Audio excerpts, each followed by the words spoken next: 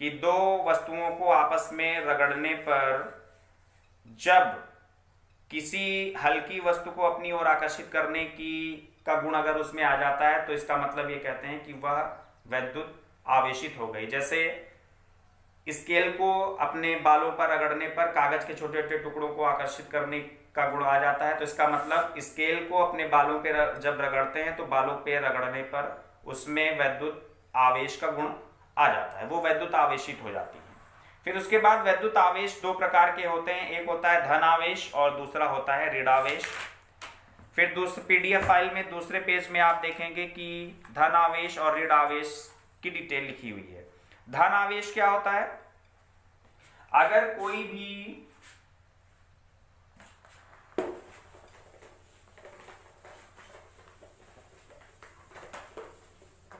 धनावेश का मतलब होता है जैसे कोई भी पार्टिकल है, कोई भी कण है,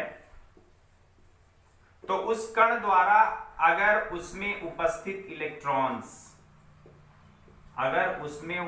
इलेक्ट्रॉन्स बाहर की ओर निकल रहे हैं, मतलब इलेक्ट्रॉन ये उत्सर्जित करता है या इलेक्ट्रॉन बाहर निकल जाए, तो इसका मतलब ये आपका धनावेशित हो जाता है।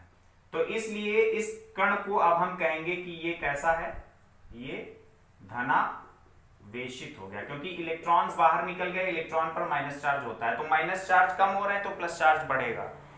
ये धनी है तभी इलेक्ट्रॉन दे सकता है।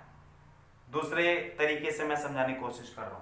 उसके बाद ठीक इसी में क्या होता है कि अगर कोई भी पार्टिकल है, कोई भी कण है, अगर वो इलेक्ट्रॉनों को ग्रहण करता है, तो इलेक्ट्रॉनों को ग्रहण करता है मतलब जाहिर सी बात है कि इलेक्ट्रॉन पर माइनस चार्ज होता है और वो इलेक्ट्रॉनों को अगर ग्रहण कर रहा है तो इस पर माइनस चार्ज बढ़ेगा। तो माइनस चार्ज जब बढ़ेगा तो ये कैसा हो जाएगा, ये आपका ऋणावेशित हो जाएगा, ऋणावेशित। डिटेल उसमें लिखी हुई है, आप समझ लें। फिर उसके बाद आगे नीचे दे रखा है आकर्षण बल और प्रतिकर्षण बल। मालूम है कि समान प्रकार के आवेश जो होते हैं, जैसे प्लस और प्लस के बीच में आपका प्रतिकर्षण होगा, माइनस और माइनस के बीच में भी आपका प्रतिकर्षण होगा, ये रिपल करेंगे एक दूसरे को, प्रतिकर्षण बल इन दोनों में लगेगा। लेकिन जैसे ये एक प्लस और दूसरा माइनस हो जाएगा तो ये एक दूसरे को अट्रैक्ट करने लगेंगे, आकर्षित करने लगेंगे, यानी विपरीत आवेश एक दूसरे को आकर्षित करते हैं। ओके, तो इतना ध्यान रखना। उसके बाद दे रखा है, नेक्स्ट हेडिंग दे रखे हैं वैद्युत आवेश का संरक्षण। वैद्युत आवेश का संरक्षण का मतलब कि वैद्युत आवेश संरक्षित होते हैं। जैसे दो पदार्थों को आपस में अगर रगड़ा जाए, तो दो पदार्थों को आपस में रगड़ने पर ध्यान दीजिएगा, ये पार्ट ए है और ये आपका कोई कण बी है, इन दोनों को जब आपस में रगड़ा जाता है तो इनमें क्या होता है कि इलेक्ट्रॉनों का ट्रांसफर होता है। हो सकता है कि ए से बी की ओर इलेक्ट्रॉन ट्रांसफर हो रहे हों, या ये भी हो सकता है बी से ए की ओर इलेक्ट्रॉन ट्रांसफर हो रहे हैं। तो जिससे इलेक्ट्रॉन ट्रांसफर हो रहे हैं पॉजिटिव, अगर ये पॉजिटिव यानी ये इससे इलेक्ट्रॉन अगर बी की ओर जा रहे हैं तो ए पार्ट आपका पार्टिकल आपका पॉजिटिव हो जाएगा, और अगर बी की ओर जा रहे हैं तो ये ए से बी की ओर जा रहे हैं तो ये पॉजिटिव ये निगेटिव, और जस्ट अगर इसी का अपोजिट हो रहा है, बी से ए की ओर जा रहे हैं तो ये आपका पॉजिटिव हो जाएगा और ये देन निगेटिव हो जाएगा। तो कहने का मतलब जितने इलेक्ट्रॉन ये इधर से इधर ट्रांसफर करेगा उतने ही इलेक्ट्रॉन ये इससे कम होंगे और इतने इलेक्ट्रॉन ये ग्रहण करेगा। तो यानी प्लस और माइनस, इसका मतलब जैसे इसने 2 इलेक्ट्रॉन दे दिए और इसने 2 इलेक्ट्रॉन ले लिए, तो इन दोनों का जो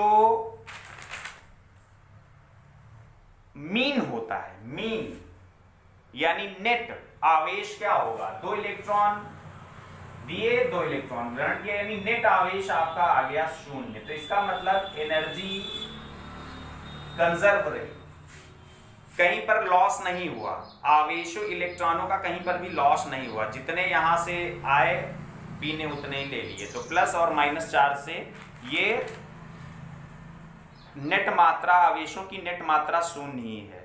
तो इसको पढ़ेंगे, ये चीज निकल के सामने आएगी, आप समझ लेंगे। तो इससे यह स्पष्ट हो जाता है कि वैद्युत आवेश ना तो उत्पन्न किया जा सकता है और ना ही उसका क्षय किया जा सकता है, नष्ट किया जा सकता है। तो इसे ही हम कहते हैं वैद्युत आवेश संरक्षण का नियम। जैसे द्रव्यमान संरक्षण का नियम होता है, ठीक उसी तरीके से वैद्युत आवेश संरक्षण का भी नियम होता है।